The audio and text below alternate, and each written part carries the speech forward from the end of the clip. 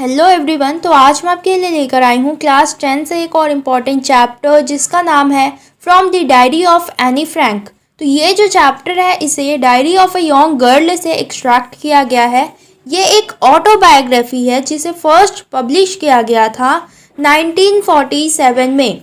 एनालिस Mary एने Frank का जन्म 12 जून 1929 को हुआ था और वो एक जर्मन जीविश लड़की थी जिसने लिखना तब शुरू किया था जब वो और उसकी फैमिली और 4 दोस्त एम्स्टर्डम में छुपकर रह रहे थे सेकेंड वर्ल्ड वॉर के दौरान।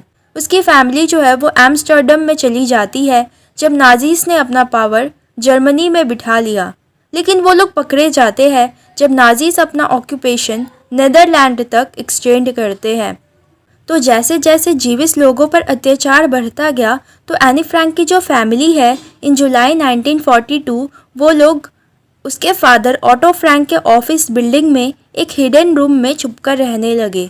2 सालों तक छिपने के बाद किसी ने उनका पता बता दिया और वो लोग पकड़े जाते हैं और उन्हें कंसंट्रेशन कैंप में डाल दिया जाता है जहां पर एनी फ्रैंक की मृत्यु हो जाती है टाइफस की वजह से। यहाँ तक कि कुछ दिनों में उसकी सिस्टर मार्गरेट भी मर जाती है। उसके फादर ऑटो फ्रैंक ही सिर्फ जिंदा बच पाए थे और वो एम्स्टर्डम लौट कर आते हैं। जब वॉर ख़त्म हो जाता है तो उन्हें एनी फ्रैंक की डायरी मिलती है, तो वो इसे एक यूनिक रिकॉर्ड समझकर इसे पब्लिश करवाते हैं जिसका नाम रहता है the diary of a young girl. तो ये जो डायरी है ये एने फ्रैंक को उसके 13th बर्थडे पर मिला था और इसमें उसके लाइफ के कुछ इवेंट्स हैं जो कि स्टार्ट होते हैं 12 जून 1942 से और इसका जो फाइनल एंट्री है वो 1 अगस्त 1944 का है। तो ये डायरी जो है वो डच में लिखा गया था और इसे बहुत सारे लैंग्वेजेस में ट्रांसलेट किया गया। इनफैक्ट ये पूरे वर्ल्ड का सबसे ज़्यादा पढ़ने वाला बुक बन गया। तो इस डायरी के ऊपर बहुत सारे फिल्म्स भी बने हैं।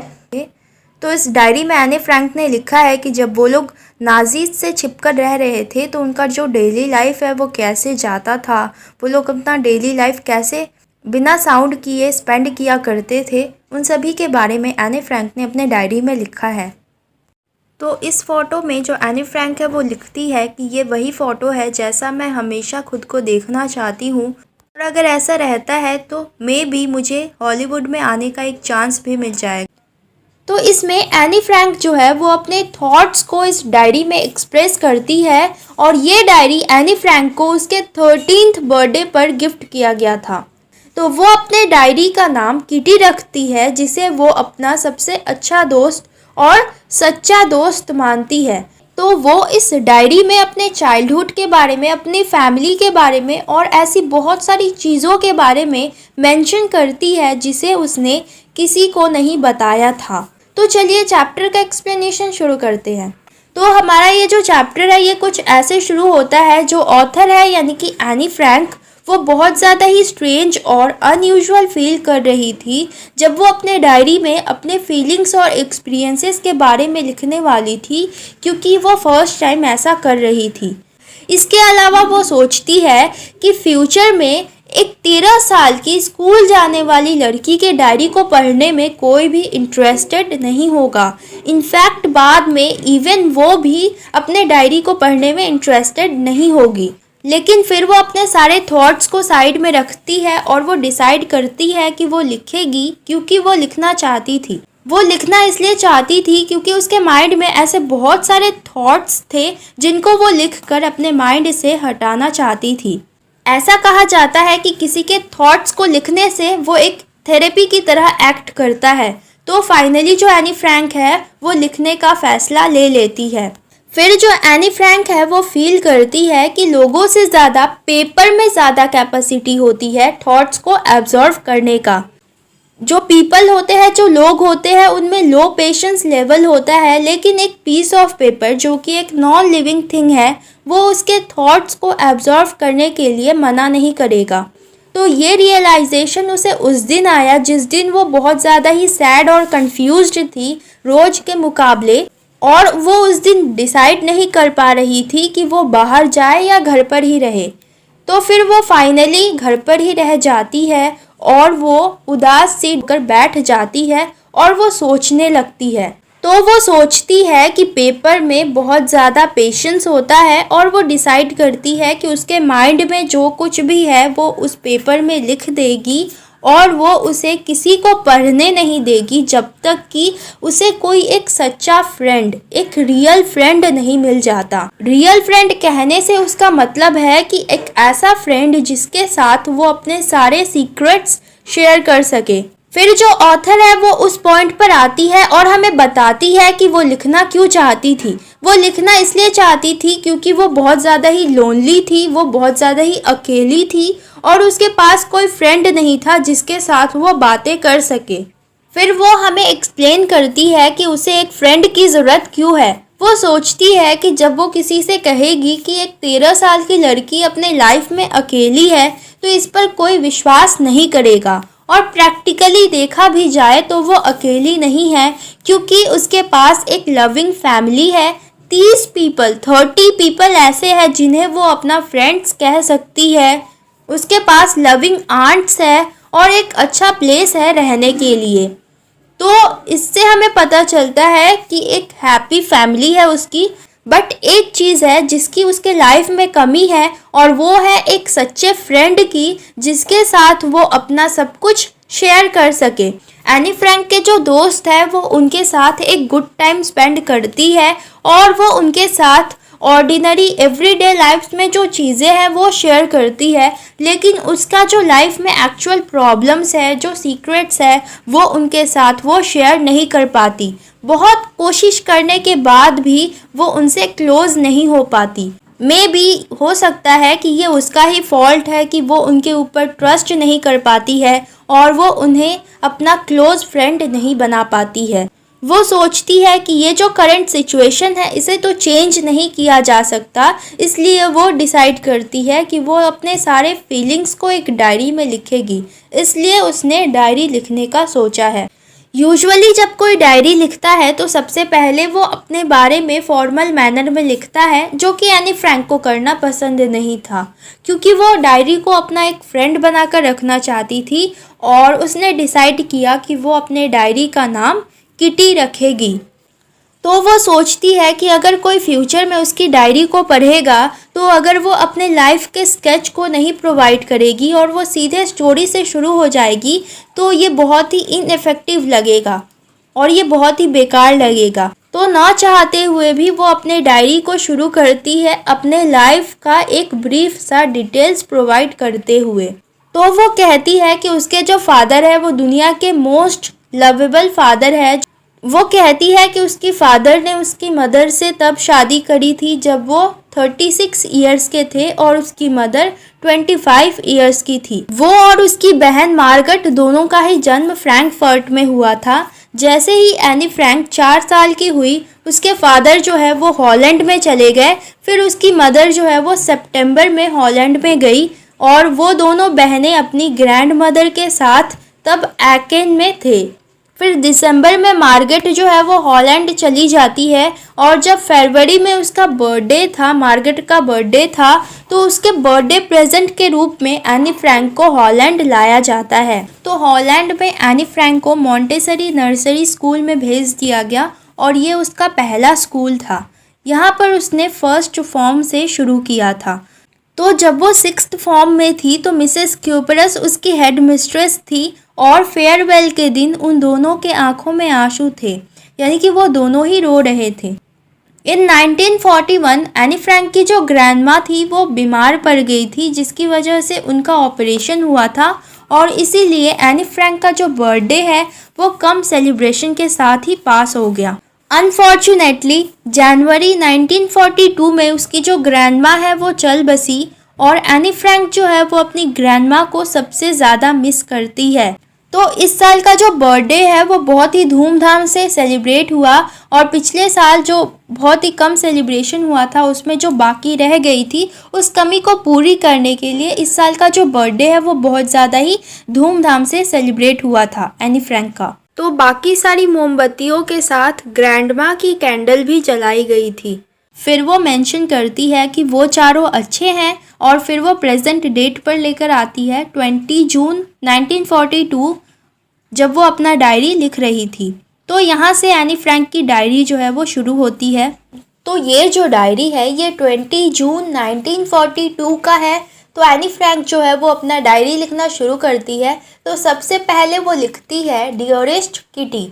फिर वो मेंशन करती है कि कैसे उसकी पूरी क्लास जो है वो नर्वस है क्योंकि आज उनका रिजल्ट डिक्लेयर होने वाला है और ये बहुत ज़्यादा ही अनप्रेडिक्टेबल है और ये एक टीचर्स की मीटिंग से डिसाइड होगा कि कौन से स्टूडेंट्स जो है वो सिलेक्ट हुए हैं नेक्स्ट क्लास में जाने के लिए और कौन स्टूडेंट जो है वो उनको पीछे ही रख लिया जाएगा, सेम क्लास में ही रोक लिया जाएगा। तो हाफ ऑफ द क्लास जो है वो बेट लगा रही थी। तो बहुत सारे स्टूडेंट्स जो थे वो बेट लगा रहे थे और एनी फ्रैंक और उसकी फ्रेंड जीएन वो दोनों दो सिली बॉयज़ के ऊपर हंस रही थी। सीएन और जैक्वस दो बॉयज़ थे जिन्होंने अपनी सारी हॉलीडेज़ की सेविंग्स जो है वो बेट में लगा दी थी और वो दोनों एक दूसरे से कहे जा रहे थे। एक कह रहा था कि I am not going to pass, मैं पास नहीं होने वाला हूँ। तो दूसरा उसे कंसोल करते हुए कहता है कि हाँ तुम पास हो जाओगे। तो ये इनका सुबह से चल रहा था इन दोनों का। एनी फ्रैंक की जो फ्रेंड थी जीएन वो उन दोनों को पोलाइटली रोकने की कोशिश करती है जबकि एनी फ्रैंक जो है वो उन दोनों के ऊपर चिल्लाती है उन दोनों को रोकने के लिए, लेकिन कुछ भी काम नहीं करता। अब एनी फ्रैंक जो है वो कहती है कि अगर मुझसे पूछे तो मेरे हिसाब से अ क्वार्टर ऑफ क्लास को पास नहीं करना चाहिए क्योंकि वो हार्डली रिस्पॉन्ड करते हैं क्लास में या फिर वो हार्डली किसी एक्टिविटीज़ में पार्ट लेते हैं। तो वो उनको डमीज कहकर रेफ़र करती है और वो कहती है कि अ क्वार्टर ऑफ क्लास को पास नहीं करना चाहिए।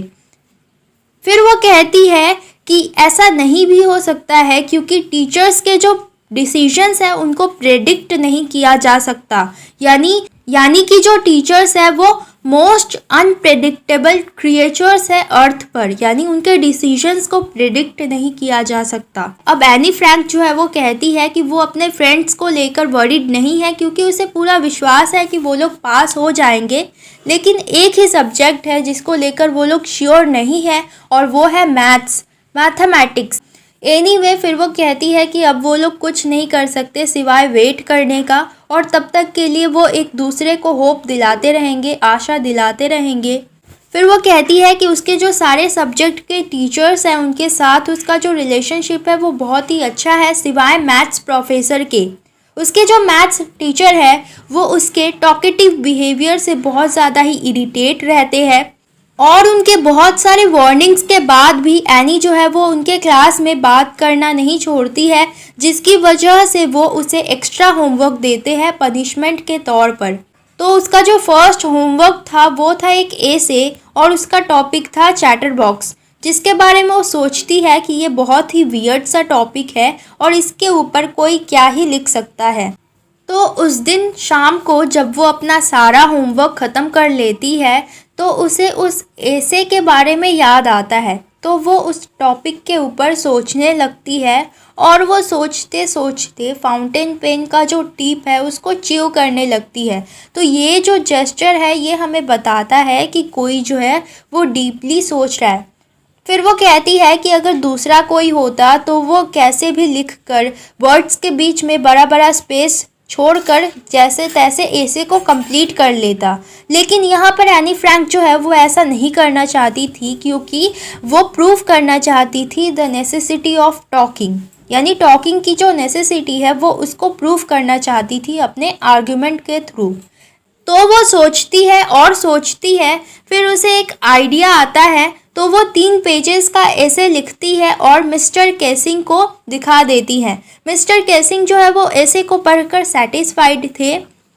तो उस ऐसे में उसने लिखा होता है कि बात करना एक स्टूडेंट का ट्रेट होता है, एक कैरेक्टर होता है और वो इसे कंट्रोल में रखने की पूरी कोशिश करेगी, लेकिन ये जो बात करने का उसका जो हैबिट है ये उसे क्योर नहीं कर सकती क्योंकि ये हैबिट उसे अपनी मदर से मिला है, क्योंकि ये जो कैरेक्टर है उसने अपनी मदर से इनहेरिट किया है। तो मिस्टर केसिंग जो है वो उसके आर्ग्यूमेंट्स को पढ़कर बहुत ज़्यादा ही हंसते हैं और वो उसे कुछ नहीं बोलते हैं। लेकिन जब वो देखते हैं कि नेक्स्ट लेसन में वो बहुत ज़्यादा ही बात कर रही थी तो वो उसे एक और असाइनमेंट लिखने को दे देते हैं पनिशमेंट के तौर पर। और इस बार जो टॉपिक था वो था an incorrigible chatterbox. Incorrigible का मतलब होता है एक बैड हैबिट जिसे बहुत ही मुश्किल होता है चेंज करना। तो उन्होंने उसे इस टॉपिक पर लिखने के लिए इसलिए दिया था क्योंकि वो बहुत ज़्यादा ही परेशान हो चुके थे उसके नॉन स्टॉप बातों को सुनकर जो वो उनके लेसन्स के दौरान करा करती थी। तो एनी फ्रैंक जब इस असाइनमेंट को सबमिट कर देती है तो मिस्टर केसिंग जो है वो 2 लेसन्स तक उसे कुछ नहीं बोलते, लेकिन जब तीसरे लेसन में वो अपना पेशेंस जो है वो खो देते हैं तो वो एनी फ्रैंक को एक और पनिशमेंट देते हैं, एक तीसरा ऐसे लिखने के लिए देते हैं जिसका टॉपिक था quack quack quack said mistress chatter box. तो जब तीसरी बार प्रोफेसर जो है वो एनी फ्रैंक को स्कोल्ड करते हैं और वो उसे पनिश करते हैं तो पूरी क्लास जो है वो हंसने लगती है। तो अब एनी फ्रैंक जो है वो उसको कोई आइडियाज़ नहीं आ रहे थे क्योंकि सेम टॉपिक पर उसने 2 बार पहले लिख चुका था, तो अब उसके माइंड में कोई आइडियाज़ नहीं आ रहे थे। तो उसकी एक फ्रेंड थी साने जो कि पोइट्री में बहुत ज़्यादा ही अच्छी थी, तो उसने ऑफ़र करा कि वो उसे एज अ पोएम के रूप में उस टॉपिक के ऊपर लिखने में मदद करेगी। तो ये जो पूरा असाइनमेंट एनी फ्रैंक को दिया गया था वो इसलिए दिया गया था ताकि वो शेम फील करे खुद के ऊपर, लेकिन एनी फ्रैंक ने मेक श्योर किया कि वो इसका एक बहुत ही इफ़ेक्टिव रिप्लाई देगी, एक बहुत ही अच्छा खासा रिप्लाई देगी प्रोफेसर को। तो फाइनली एनी फ्रैंक का जो पोएम है वो बनकर तैयार हो जाता है और वो पोएम बहुत ज़्यादा ही सुंदर बना था। तो वो पोएम एक मदर डक के बारे में था, एक फादर स्वान के बारे में जिनके 3 बेबी डकलिंग्स थे और वो 3 बेबी डकलिंग्स को फादर स्वान ने मार डाला था क्योंकि वो बहुत ज़्यादा ही क्वैक करते थे। तो लकीली मिस्टर केसिंग जो है वो इस जोक को सही तरीके से लेते हैं, वो पूरी क्लास को ये पोएम पढ़कर सुनाते हैं, अपने खुद के कमेंट्स इस पोएम में ऐड करके सुनाते हैं और यहाँ तक कि वो बहुत सारे दूसरे क्लासेस को भी ये पोएम पढ़कर सुनाते हैं। तो तब से मिस्टर केसिंग ने एनी फ्रैंक को अपने क्लास में बात करने के लिए अलाउ कर दिया है और अब उसे वो एक्स्ट्रा होमवर्क भी नहीं देते हैं। इसके ऑपोजिट मिस्टर केसिंग जो है वो आजकल क्लासेस में जोक्स क्रैक करते हैं, यानी कि वो क्लास के सामने जोक्स सुनाते हैं। तो ऐसे जो डायरी है वो ख़त्म हो जाती है और लास्ट में लिखा रहता है योर्स एनी।